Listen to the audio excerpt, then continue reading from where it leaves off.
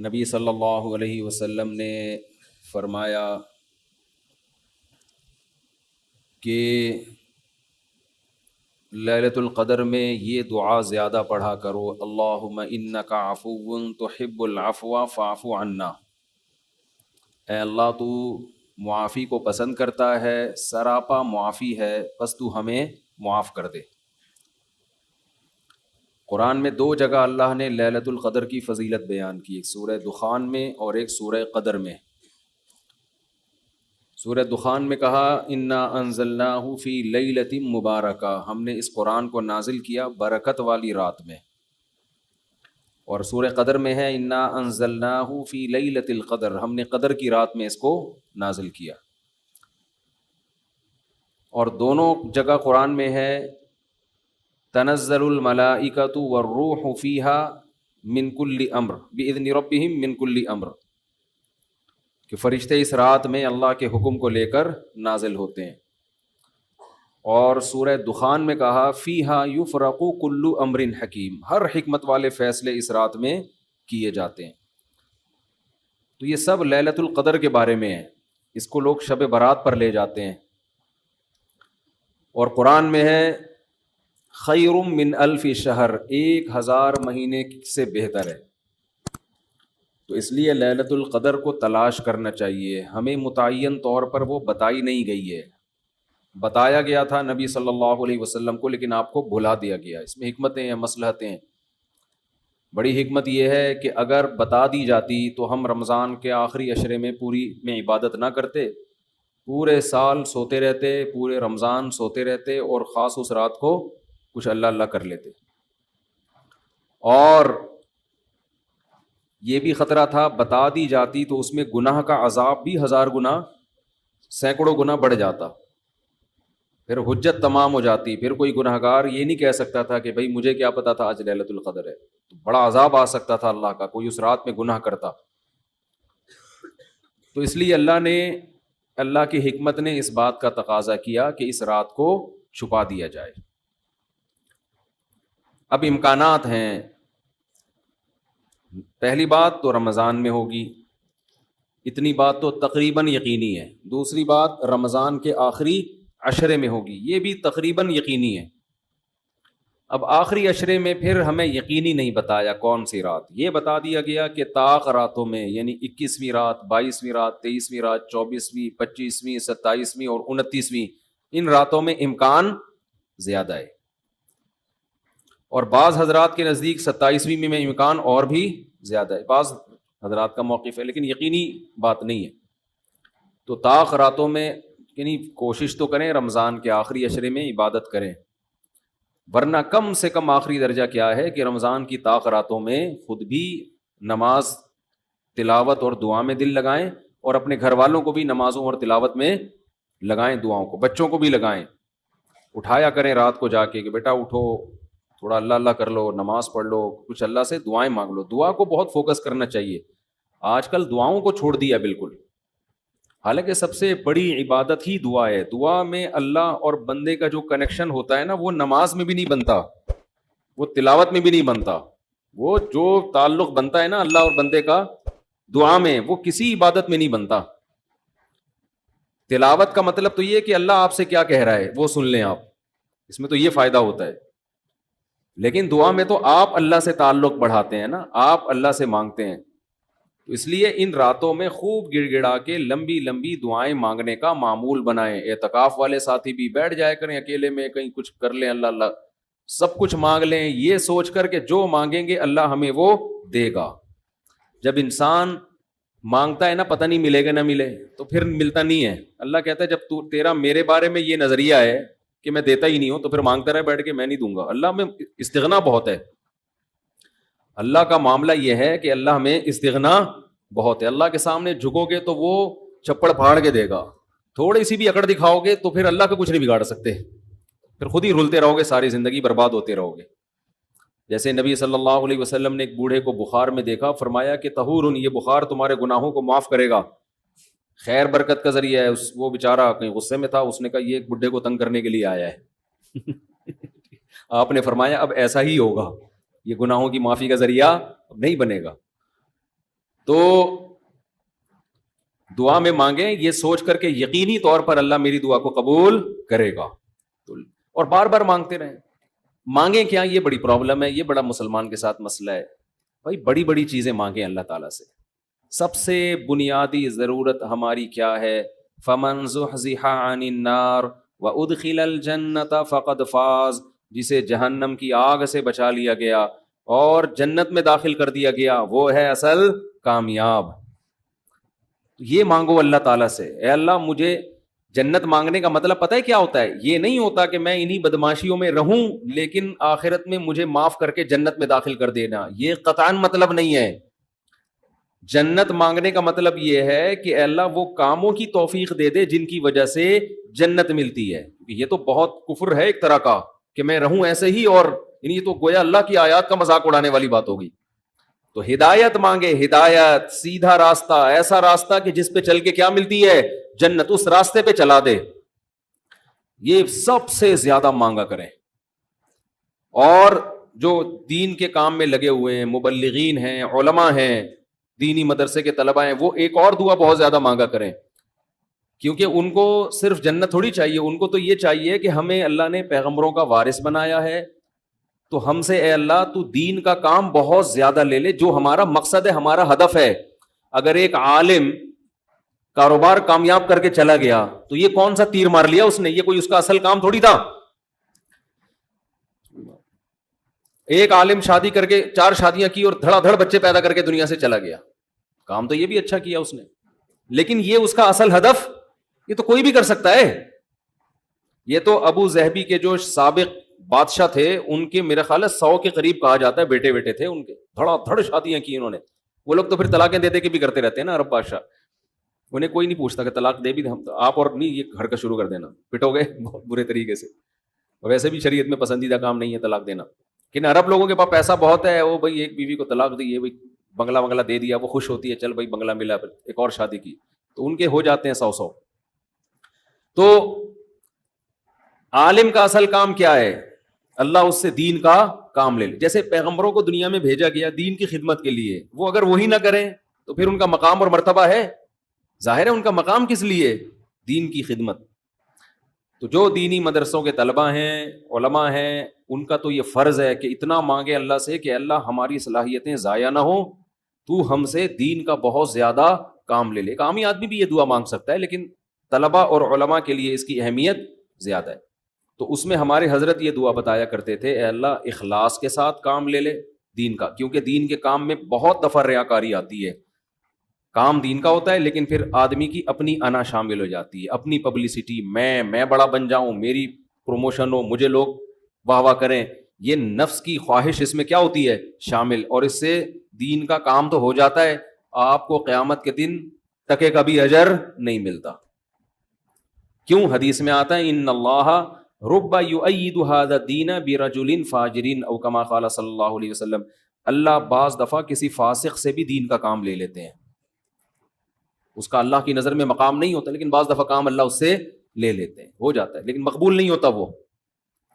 تو اخلاص کے ساتھ دین کے کام کی اللہ توفیق دے، کس کے ساتھ؟ اخلاص۔ دوسرا عافیت کے ساتھ۔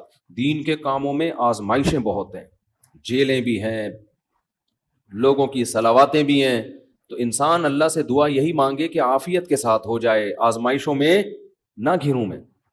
اور تیسری بات، قوت اور ہمت کے ساتھ۔ قوت الگ چیز ہے، ہمت الگ، پاور بھی ہو میرے پاس کام کی، کمزور آدمی دنیا میں کام نہیں کر سکتا، تو کام بھی قوت کے ساتھ ہو، پاور کے ساتھ، جاندار کام ہو، کچھ کر کے جاؤں دنیا سے، لوگ کہیں بھائی، لوگ کہیں نہ کہیں، اللہ کہے کہ کچھ کر کے گیا۔ لوگوں کو بعض دفعہ پتہ ہی نہیں ہوتا، کر کوئی اور رہا ہوتا ہے، کیش کوئی اور کرا رہا ہوتا ہے، تو اللہ کو پتہ ہے، اللہ کہے کہ واقعی تو کچھ کر کے آیا ہے۔ اور چوتھا، ہمت کے ساتھ۔ طاقت ہوتی ہے، بہت سے طاقتور ہم نے دیکھے ہیں سستی کی وجہ سے کام نہیں کر رہے ہوتے، پوستیوں کی طرح پڑے رہتے ہیں۔ وہ پاور بھی ہوتی ہے، بولنے کی طاقت، چلنے کی طاقت، دوڑنے کی طاقت، لیکن کیا ہر دوڑنے والا دوڑتا بھی ہے؟ اس کے لیے ہمت بھی تو چاہیے نا۔ کمزور میں ہمت ہوتی ہے، طاقت نہیں ہوتی۔ طاقتور میں، یعنی اگر کمزور میں ہمت ہو، طاقت نہ ہو، وہ بھی کسی کام کا نہیں۔ آپ میں طاقت ہے مگر ہمت نہیں ہے، آپ بھی کسی کام کے نہیں ہے۔ تو ہمت کے ساتھ، تو یہ 4 الفاظ کے ساتھ دعا مانگا کریں۔ اے اللہ دین کی خوب خوب خدمت لے لے، اخلاص کے ساتھ، عافیت کے ساتھ، قوت اور ہمت کے ساتھ، اتنی خدمت کہ میں دین کے کاموں میں کسی سے پیچھے نہ رہوں، کیونکہ مقابلہ کمپٹیشن ہے۔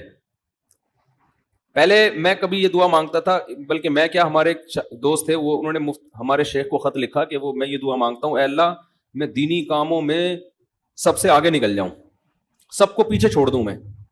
نے فرمایا یہ سب کو پیچھے چھوڑنے والی دعا ٹھیک نہیں ہے، وہ کہیں گے ہمیں کیوں دعا میں ہرا رہا ہے، تو اپنے لیے مانگنا۔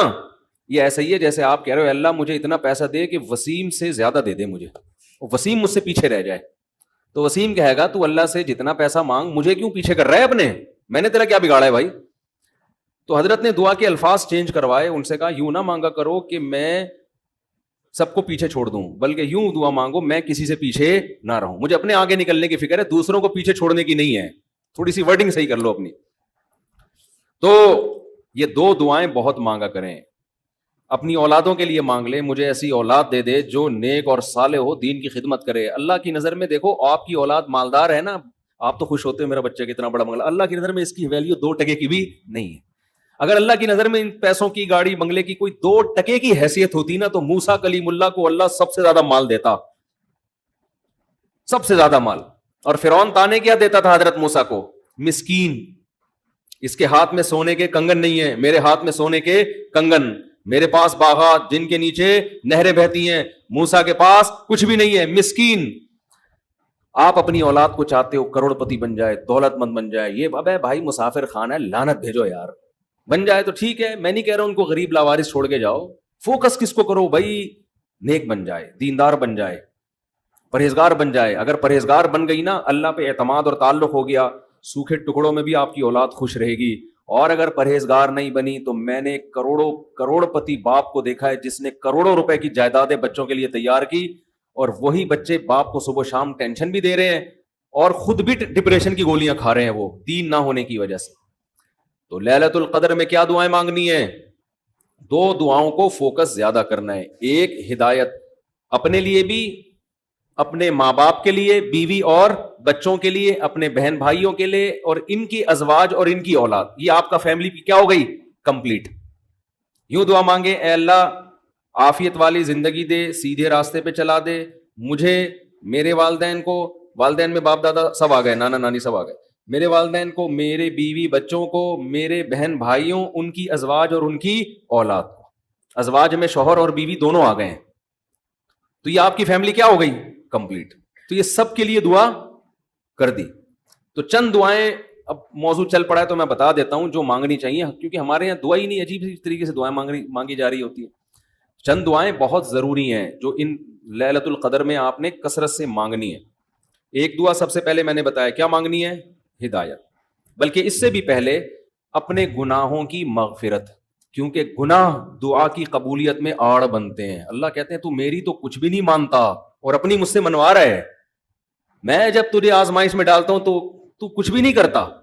تو پہلے اللہ سے معذرت کر رہے ہیں، معافی مانگے، جو میرے گناہ ہو چکے معافی چاہتا ہوں، میں اقرار کرتا ہوں میں غلط ہوں، تو میرے گناہوں کو کیا کر دے؟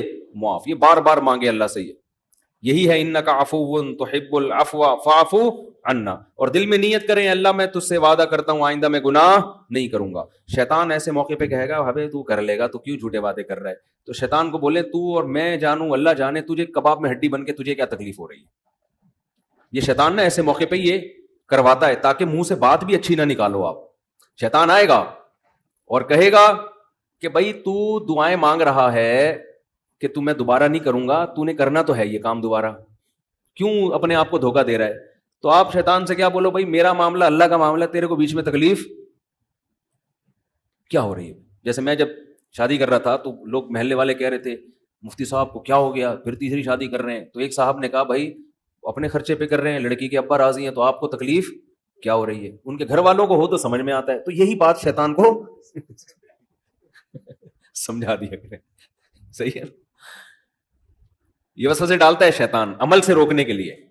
تو بھائی جب بعد میں خدا نخواستہ ہو گیا تو دوبارہ توبہ کر لیں گے۔ اب یہ تھوڑی کہ اگر ہونے کا خطرہ ہے تو ہم کوئی اچھا کام ہی نہ کریں، باقی اچھے عمل بھی چھوڑ دیں اس چکر میں کہ ہم سے تو گناہ ہو جاتا ہے تو اب ہمیں کیا، بھائی ہو جاتا ہے تو جب ہوگا تو دیکھا جائے گا, ابھی تو نہیں ہو رہا نا, ابھی تو جذبہ نہیں کریں گے بس.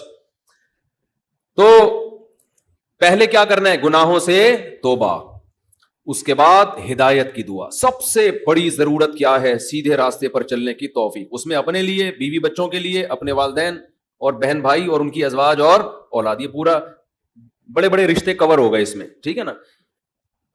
پھر تیسرے نمبر پر دین کی خدمت کی دعا کہ اللہ ہم سے دین کا بہت کام لے لے, کیونکہ علماء کے لیے تو سب سے بڑا کی فضیلت ہی یہی ہے کہ اللہ ان سے دین کی خدمت لے لے. وہ دنیا میں کاروبار کے لیے نہیں ہے, شادیوں کے تو ایک ضمنی چیز ہے, اس کے لیے شادیوں کو پروموٹ کرنے کے لیے ضرور ہے کیونکہ وہ بھی دین کا ایک حصہ ہے.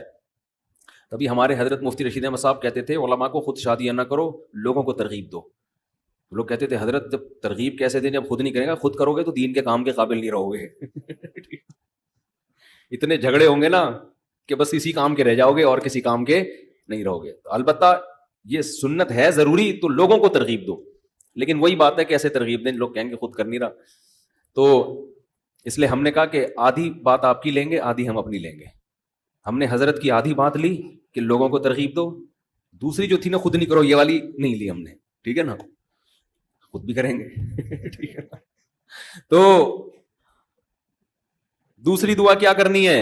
اے اللہ دین کا کام مجھ سے بہت زیادہ لے لے. تاجر ہے وہ بھی دعا کر سکتے ہیں, دین کا کام لے لے, اللہ اس کے مال سے مدارس بنوا دے, مسجدیں بنوا دے, یتیم خانے کھلوا دے, تو کتنی بڑی بات ہے. چوتھی دعا عافیت کی. یہ نہ مانگا کرے اللہ مجھے مال و دولت دے دے, اے اللہ میری تنخواہ 2 کروڑ کروا دے. اس طرح کی دعائیں یہ جزیات ہیں, ہدف کو فوکس کرنا چاہیے. اللہم انی اسألک العفو والعافیہ, معافی چاہتا ہوں, عافیت والی زندگی, ٹینشنوں سے پاک زندگی چاہیے. اب وہ اللہ کی مرضی ہے, پیسہ دے کے ٹینشن سے پاک کر دے یا بغیر پیسے کے آپ کو ٹینشن فری بنا دے. عافیت چاہیے مجھے. فی الدین والدنیا والآخرہ, دین میں بھی عافیت, میرا دین بھی مصیبتوں سے محفوظ رہے, میری دنیا بھی اور آخرت بھی. وفی اہلی و مالی, میرے گھر بار بھی پریشانیوں سے محفوظ رہے, بیوی بچے بھی, و مالی اور میرا مال بھی مصیبتوں سے محفوظ رہے. مالوں پہ ہلاکتیں آ جاتی ہیں, فیکٹریوں کو آگ لگ جاتی ہے, تو یہ بڑی جامع دعا ہے, سمجھتے ہو. اس کے بعد ایک دعا اللہ سے اور مانگ لو. شادی شدہ آدمی کے لیے گھر ایک بڑی ٹینشن ہوتا ہے نا, وہ کہہ سکتا ہے کہ میں اللہ سے مصیبت سے پناہ مانگ رہا ہوں, تو مصیبتیں تو میں نے گھر میں خود پالی ہوئی ہیں. شادی شدہ لوگ, بعض لوگوں کی یہ رائے ہوتی ہے, تو یوں دعا مانگو, ربنا ہب لنا من ازواجنا وذریاتنا قرۃ اعین, اے اللہ ہمیں ہماری ازواج یعنی بیویوں اور اولاد کی طرف سے آنکھوں کی ٹھنڈک. یہ دعا عورت بھی مانگ سکتی ہے کیونکہ زوج کا لفظ بیوی پر بھی اور شوہر پر بھی. آنکھوں کی ٹھنڈک دے, ان کو ہماری آنکھوں کی ٹھنڈک بنا دے, جب ہم گھر آئیں تو خوشی ہو, میری وائف بیٹھی ہوئی ہے ماشاءاللہ, میرے بچے بیٹھے ہوئے, خوشی ہو. یہ نہ ہو کہ جب گھر آئے تو پتہ چلا بیگم میں کے گئی ہوئی ہے تو خوشی سے پاگل ہو جائے آدمی, جیسے کہ آج کل ہو رہا ہے. وہ ٹک ٹاک پہ آتے تھے نا پہلے, اب تو پتہ نہیں موقع ہی نہیں ملتا دیکھنے کا. وہ ایک آدمی کا دکھایا, اس کی بیوی میکے جا رہی ہے تو وہ بڑا پریشان, نہ کہ یار جا رہی ہے, کچھ افسوس ہوا, اور ادھر منہ کر کے خوشی سے ناچ رہا ہے. ٹھیک ہے نا. تو یہ کنڈیشن نہ ہو. اے اللہ ہمارے گھر والوں کو اور اولاد کو ہمارے لیے آنکھوں کی ٹھنڈک. آنکھوں کی ٹھنڈک کا یہاں مطلب یہ ہے کہ ان کو نیک بنا دے. ان کو کیا بنا دے؟ نیک شریف شرفا, نماز روزے میں لگے ہوئے ہوں, گھر جاؤ تلاوت کا ماحول ہو, دعاؤں میں لگے ہوئے ہوں, تلاوت کر رہے ہوں. تو جس کی فطرت صحیح ہو اسے یہ عمل دیکھ کر اس کی آنکھیں کیا ہو جاتی ہیں؟ ٹھنڈی. اور اگر آپ گھر میں گئے, بیگم صاحبہ ڈرامہ دیکھ رہی ہیں, سین چل رہا ہے بڑا ٹائٹ قسم کا نا, اور بچے بھی پب جی پہ لگے ہوئے ہیں, فلمیں دیکھ رہے ہیں, میوزک سن رہے ہیں, خدا کی قسم اس سے آپ کی آنکھیں ٹھنڈی نہیں ہوں. میں لوگوں سے کہتا ہوں اپنی بچی کو اسکارف پہناؤ, پراپر ڈریس پہناؤ, پھر دیکھو کتنی پیاری لگے گی آپ کو. اور آپ اس اسکارف جو ہے نا اور اسکرٹ پہنا دو, سلیو لیس کپڑے پہنا دو, آپ کو وہ آنکھوں کی ٹھنڈک نہیں لگے گی. گھر کا ماحول دینی ہو, طہارت کا, نماز کا, تلاوت کا, معمولات کا. تبلیغ والے کروا دیتے ہیں, اپنی عورتوں کو تبلیغ میں وقت لگواؤ گے تو گھر میں یہ معمولات شروع ہو جائیں گے. تبلیغ میں بڑی جان ہے. بڑے بڑے لوگوں کو میں نے دیکھا ہے, بیگم کنٹرول میں تھی, تبلیغ میں لے گئے, صحیح ہو گئی, وہ گھر کا ماحول بن گیا. اور گھر کا ماحول عورت سے بنتا ہے, آدمی سے نہیں بنتا. تو آنکھوں کی ٹھنڈک بنا دے. وجعلنا للمتقین اماما, یہ اسی کی تفسیر ہے. اور ہمیں پرہیزگاروں کا امام بنا. یہ مطلب نہیں کہ اگلے الیکشن میں ہم جیت جائیں, پرہیزگاروں کا امام کا مطلب امام تو ہم ہیں ہی, ہمارے ماتحتوں کو پرہیزگار کر دے, اچھے لوگوں کے سربراہ ہوں ہم. تو بیوی بچے آپ کے ماتحت ہوتے ہیں نا, تو ہمیں ان کو کیا بنا دے, تو پرہیزگار بنا دے. تو یہ دعا بھی بہت امپورٹنٹ ہے. اللہ نے نیک لوگوں کی صفات میں یہ دعا بھی بیان کی ہے کہ وہ ہم سے یوں دعا مانگتے ہیں. اور دو دعائیں اور جلدی سے بتا دوں, یہ ٹاپک نہیں تھا, لمبا ہوتا جا رہا ہے مسلسل, اس پہ میں مستقل انشاءاللہ بیان کروں گا. دو دعائیں اور لیلۃ القدر میں, اور ویسے بھی معمول بنائیں. ایک دعا یہ کہ جہنم کی آگ سے خلاصی, بار بار قرآن یہ بیان کرتا ہے, جنت کی طلب اور جہنم کی آگ سے خلاصی. قرآن بار بار کہتے ہیں ہمارے نیک بندوں کے دل میں جنت کی اتنی لالچ ہے کہ راتوں کو اٹھ کے اللہ کو پکارتے ہیں کہ اللہ ہمیں اس جنت کا وارث بنا دے, محروم نہ کرنا اس جنت سے. جن کا آخرت پر ایمان نہیں ہے نا, انہوں نے جنت کو دوسرے درجے پہ رکھا ہوا ہے. میں بھی ہو سکتا ہے جنت ہو, مل جائے تو ٹھیک ہے, اس طرح سے مانگ رہے ہوتے ہیں. آپ مجھے بتاؤ, دنیا میں آپ کو کوئی ایسا پیکج دیا جائے کہ یہ کر لو تو تمہیں پھر اس کے بدلے میں یہ ملے گا, اس میں 1000 گز کا بنگلہ ملے گا, اور ایسا بنگلہ ہوگا, کروڑوں روپے کا بنگلہ ہوگا, اس میں پھر تمہاری بڑی اچھی شادی ہو جائے گی, بہت خوبصورت بیوی ملے گی تمہیں, اور اس میں تمہاری خوراک ایسی ہوگی, تمہاری جوانی 100 سال تک رہے گی ہے بھائی, اور تمہیں جناب کروڑوں روپے کی گاڑیاں ملیں گی. یعنی جنت کے 10ویں حصے کی بات اگر ہم سے کی جائے دنیا میں, تو میرا خیال ہے سارا دن اس کی تلاش اور طلب کے علاوہ ہمارا کوئی کام نہیں ہوگا, کیونکہ یقین ہے نا, اس دنیا کو دیکھا ہوا ہے, آخرت کو دیکھا نہیں ہے.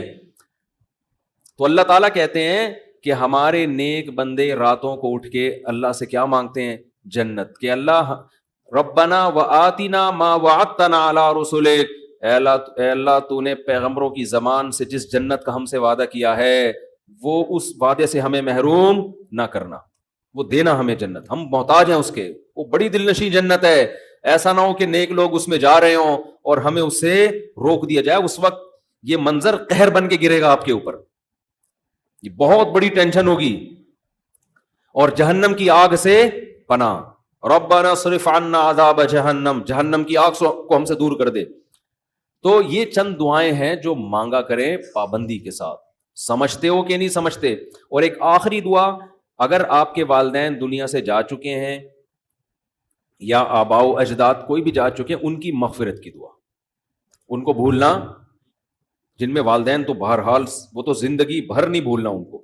جب مغفرت کی دعا تو سب سے پہلے اپنے والدین کے لیے الگ الگ مانگا کرو, باپ کے لیے الگ اور ماں کے لیے الگ, ہول سیل کے حساب سے نہ مانگا کرو. بعض لوگ ہول سے, یا اللہ جتنے بھی مرحومین دنیا سے جا چکے ہیں سب کی مغفرت فرما دے, تو مرحومین میں ابا بھی آ گئے, اماں بھی آ گئے, نانی بھی آ گئی, دادی بھی, سب ہول سے. دعاؤں میں ہول سیل نہیں چلتا, نام لے کے اس میں زیادہ خشوع و خضوع پیدا ہوتا ہے, سمجھتے ہو؟ اب ظاہر ہے سارے مرحومین کا تو نام لے نہیں سکتا نا, تو خود ہی مرحومین میں داخل ہو جائے گا تھوڑی دیر میں. تو چند اسپیسیفک مرحومین کا نام لے کے پھر ہول سیل کے حساب سے کہ جتنے دنیا سے مسلمان جا چکے ہیں اللہ مغفرت کرے. تو یہ کام ضرور کرنا چاہیے لیلۃ القدر میں. اور لیلۃ القدر میں مخصوص عبادت ثابت نہیں ہے. یہ جو چل رہا ہوتا ہے نا کہ پہلی رکعت میں یہ سورت پڑھیں, پھر یہ سورت پڑھیں, پھر یہ سورت پڑھیں, یہ سب چیزیں غیر ثابت ہیں, بدعت ہیں, ان سے اجتناب کریں. تمام دوائیں بچوں کی پہنچ سے دور رکھیں, تمام بدعتیں اپنی اور بچوں کی پہنچ سے دور رکھیں. تو لیلۃ القدر میں آپ سمپل نماز پڑھیں, زیادہ سے زیادہ دعا مانگیں, اور تسبیحات ہیں, تلاوت ہے, یہ کام کریں. سمجھتے ہو؟ دوسرا, جتھے نہ لگائیں لیلۃ القدر میں. اس کو بھی لوگوں نے ایک شو بنا لیا ہے, جتھے دوست احباب مسجد میں ٹوپیاں پہن کے جا رہے ہیں اور پھر بیٹھے ہوئے ہیں, گپے لگ رہی ہیں, ہاں ہلا گلا چل رہا ہے, پھر چلو جی جماعت سے نماز ہو رہی ہے. ٹھیک ہے, جماعت سے نماز بھی پڑھ سکتے ہیں, لیکن تراویح میں تو بڑی جماعتیں جائز ہیں, تو ثابت ہے خلفائے راشدین سے. تہجد میں بڑی جماعت ثابت نہیں ہے, لہذا یہ بھی بدعت ہے. تراویح بھی تو ثابت ہے نا, اس میں تو جتنے پوری مسجد بھر جائے, لیکن تہجد میں اس طرح تداعی کہ اتنے لوگوں کو اکٹھا کرنا کہ قاری صاحب تہجد پڑھا رہے ہیں سب لوگ آ جاؤ, یہ نبی سے ثابت نہیں ہے. جب ثابت نہیں ہے تو جائز بھی نہیں ہے. تو اس لیے تہجد میں اگر کسی نے جماعت پڑھنی ہے, 2-3 سے زیادہ افراد کو اکٹھا بولو نہ کرے, تاکہ زیادہ تعداد نہ ہو جائے لوگوں کی. لیکن بہتر یہی ہے کہ اپنے طور پہ پڑھیں تہجد. تراویح ہو گئی جماعت کے ساتھ, باقی نوافل کیسے پڑھیں؟ انفرادی میں الگ اللہ سے تعلق بنتا ہے, جماعت میں الگ تعلق بنتا ہے, تو اس میں انفرادی کو فوکس کریں. تو کوئی مخصوص صورتیں پڑھنا, پہلی رکعت میں یہ, دوسری میں یہ بھی بدعت ہے. صلاۃ التسبیح کی جماعت بھی جائز نہیں ہے, سمجھتے ہو؟ صلاۃ التسبیح انفرادی طور پر تھوڑا سا اختلافی مسئلہ ہے، جمہور علماء کے نزدیک سنت ہے، بعض کچھ علماء ایسے بھی گزرے ہیں جو صلاۃ التسبیح کو نہیں سنت مانتے، وجہ اس کی یہ ہے کہ وہ کہتے ہیں اس بارے میں کوئی بھی صحیح حدیث موجود نہیں ہے، لیکن چونکہ روایات کی کثرت ہے اور کثرت سے جب روایات ہوتی ہیں تو درجہ حسن تک حدیث پہنچ جاتی ہے، اس بیس پر بہت سے علماء کی رائے یہی ہے کہ پڑھ لینی چاہیے۔ تو جو اختلافی مسئلہ ہو اس میں اگر کوئی بھی رائے رکھتا ہے تو اس میں شدت جائز نہیں ہے۔ سمجھتے ہو کہ نہیں سمجھتے؟ تو اچھا، میرا موقف چونکہ یہ والا ہے جو ابن تیمیہ رحمہ اللہ کا موقف تھا، تو میں کیا، میری اوقات کیا، بعض بڑے علماء کا بھی وہی موقف ہے، تو اس لیے تو میں بھی اسی موقف کو مانتا ہوں، لیکن کوئی فتویٰ میں یہی دیتا ہوں جو جمہور کا ہے کہ بھائی ٹھیک ہے، جو مفتہ بھی قول تو یہی ہے کہ پڑھ لینا چاہیے۔ عبداللہ بن مبارک، علامہ ناصر الدین البانی رحمہ اللہ نے اس مسئلے میں عبداللہ بن مبارک کی تقلید کی ہے، ان کی نظر میں بھی اس بارے میں کوئی حدیث صحیح نہیں ہے، لیکن چونکہ عبداللہ بن مبارک سے اس کی سنیت منقول ہے تو انہوں نے اس مسئلے میں تقلید کی ہے، کس کی؟ عبداللہ ابن مبارک کی، کہ اتنے بڑے آدمی پڑھتے تھے تو ٹھیک ہے۔ تو خیر کہاں سے لمبی بات چلی گئی، تو لیلۃ القدر میں دعائیں مانگنی ہیں اور گناہوں سے معافی، تو گناہوں سے معافی میں گناہ دماغ میں ہوں گے تو معافی مانگے گا نا، تو پہلے اپنے گناہوں کے بارے میں سوچنا بھی ہے کہ میرے اندر خرابیاں ہیں کیا۔ تو there are two types of خرابیز، خرابیوں کی کتنی قسمیں ہیں؟ دو، ایک اللہ سے معاملہ ٹھیک نہیں ہے، ایک اللہ کے بندوں سے۔ تو اللہ سے جو معاملہ ٹھیک نہیں ہے، فرض نماز آپ کے ذمے، روزے آپ قضا کر رہے ہیں، بد نظری کر رہے ہیں، سود کھا رہے ہیں، زنا کر رہے ہیں، انٹرنیٹ پر فحش فلمیں دیکھ رہے ہیں، داڑھی کاٹ رہے ہیں اور ازار ٹخنوں سے نیچے رکھتے ہیں اور زکوٰۃ نہیں دیتے، یہ سب کس کے حقوق ہیں؟ اللہ کے۔ حج نہیں کیا، فرض ہوا ہے آپ کے اوپر، اور مخلوق کے حقوق کیا ہیں؟ سب سے پہلے دیکھنا ہے وراثت تو پھوڑ پھاڑ کے نہیں بیٹھا ہوا میں کہیں، ابا کا انتقال ہو گیا ایسا تو نہیں میں کسی کا حصہ کھا رہا ہوں، بہن کے حقوق میں آتا ہے نا، وراثت پھوڑ پھاڑ کے بیٹھا ہوا ہے تو وہی سب سے پہلے بہن کی وراثت اس کے حوالے، بڑا بھائی ہے تو چھوٹے بھائیوں کا حق تو نہیں کھا رہا، سمجھتے ہو؟ تو مخلوق میں سب سے پہلے مالی حقوق ہیں، پھر دیکھو قطع رحمی تو نہیں کی ہوئی، ایسا تو نہیں کوئی قریبی رشتہ دار ہو جس کو پورے سال آپ پوچھنے کی توفیق ہی نہیں ملتی، تو قریبی رشتہ داروں کو منا لو، تھوڑا سا ہیلو ہائے کر لو، سلام دعا کر لو ان سے، کیا جا رہا ہے اس میں؟ تو یہ موٹے موٹے رشتہ داروں کے حقوق یہ سوچ کے اللہ سے توبہ کر لو اور وہ حقوق ادا کر لو، پھر لیلۃ القدر بنے گی۔ جس طرح سے آج کل لیلۃ القدر منائی جا رہی ہے نا، حالانکہ وہ منانے کی چیز نہیں ہے، لیکن جس طرح سے منائی جا رہی ہے اس طرح تو بھائی ہزاروں لیلۃ القدر آ جائیں تو کیا فائدہ، تھوڑی بہت عبادت کا ثواب تو مل جائے گا، لیکن جو فضیلت ہے گناہوں سے توبہ کی توفیق، اور اللہ تعالیٰ فیصلے کرتے ہیں پورے سال، تو جب جو وراثت کھانے کا ارادہ کر کے بیٹھا ہوا اس کے لیے کیا فیصلے ہوں گے پورے سال، خود سوچ لو آپ۔ تو یہ تھوڑا لیلۃ القدر کے حوالے سے کچھ باتیں تھیں، اللہ